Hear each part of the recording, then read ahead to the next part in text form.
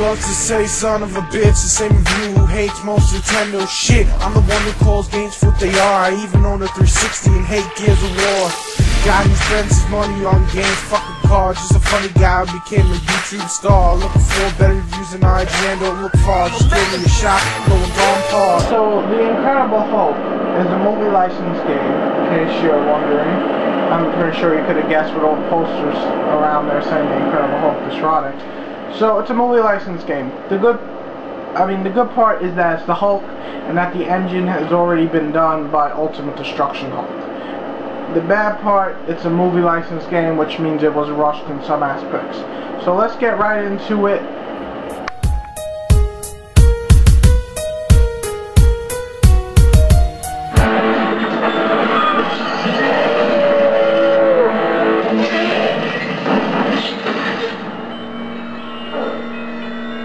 General, he's alive!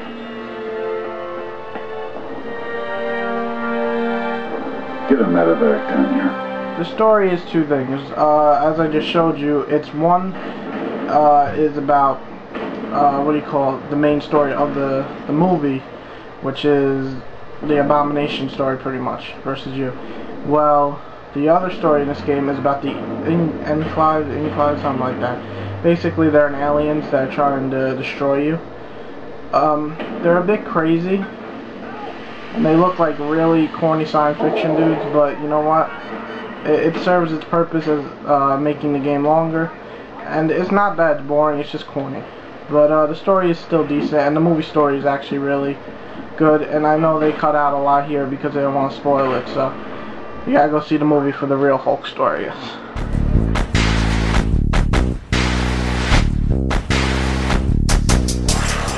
What the hell was that? We're raided. Oh!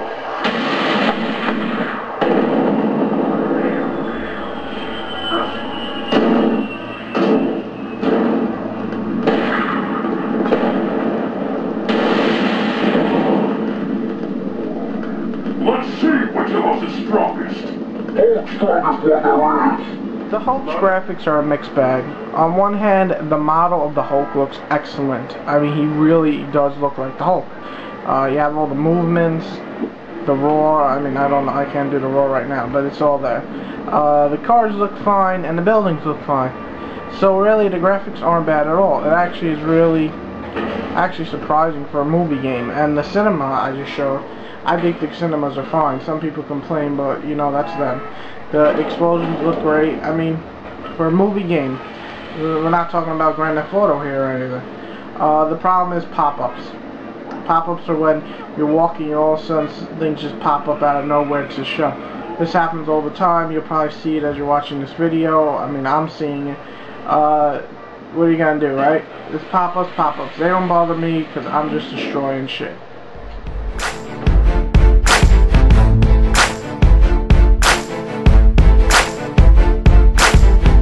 So now that we covered the story and graphics, let's get down to the best part of the Hulk. The gameplay. The gameplay of the Hulk is a lot of fun. It's basically, I would like to call Ultimate Destruction, which was the original title of the critically acclaimed game for the PS2 and the Xbox. It was Hulk. It wasn't related to the movies or anything. It was related to the comics. It was really good. But in this game, it feels more like Ultimate Destruction in terms of what you can do to the city. Right away, I'll take the cons and, you know, the bad parts of this game. They took out a lot of moves. Now, this isn't a sequel to Ultimate Destruction, but it is a spiritual successor, meaning they said that it was similar. So the problem with this game is that they took out all the, not all, but a lot of wrestling moves and all these, you know, super duper Hulk moves.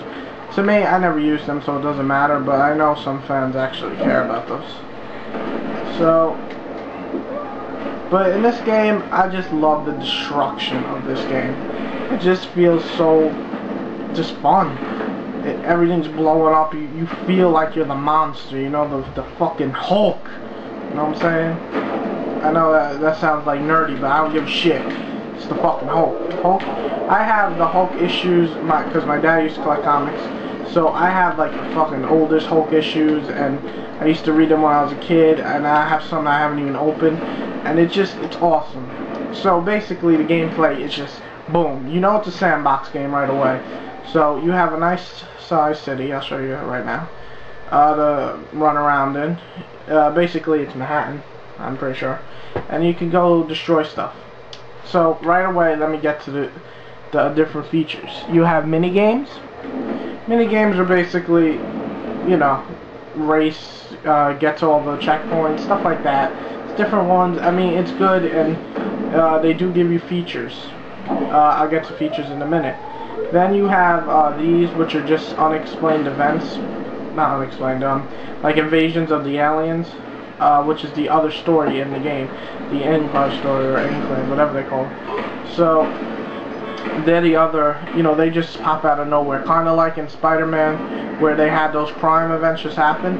Same thing with these guys. They just pop out of nowhere, and basically you kill them because they're invading Earth. And they come out of nowhere. It's a little fun, you know, and plus you can just beat shit out of them. So then you have the main storylines, which I'll show you in a second. And you have, like, you know, get souvenirs and by destroying certain landmark buildings, which is like the Natural Museum, and they even have the Stark building in here since the Marvel Universe is finally connected, and all those different things. So instead of going on about all the features that you can read in a written review, I'll show you more mission.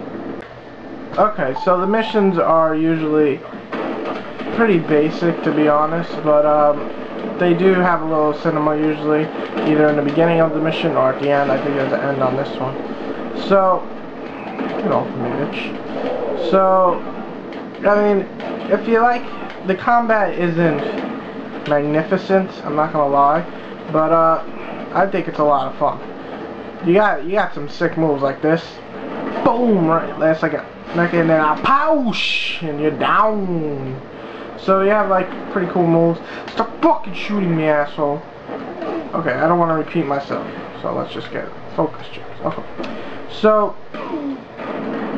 the missions are usually kill somebody, protect somebody.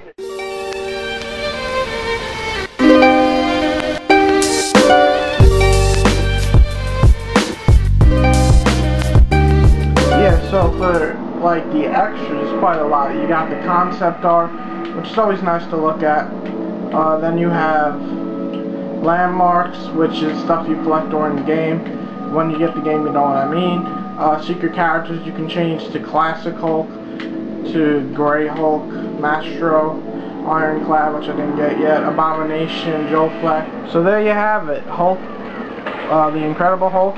It is a movie game, and it's done really well if you ask me.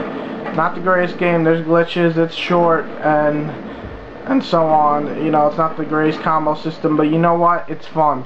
And that's what I look for in games. So if you want a game if you're a Hulk fan, or you want a game that you're waiting for Metal Gear, or anything, you're waiting for any game, this is definitely a good game to rent. I say rent. Even if you're not a Hulk fan, you're gonna enjoy it with a rent. It's worth a rent. But if you are a Hulk fan, it's worth a buy. So Hulk, the Incredible Hulk, gets a beautiful, beautiful score. Well, not really, but a good score.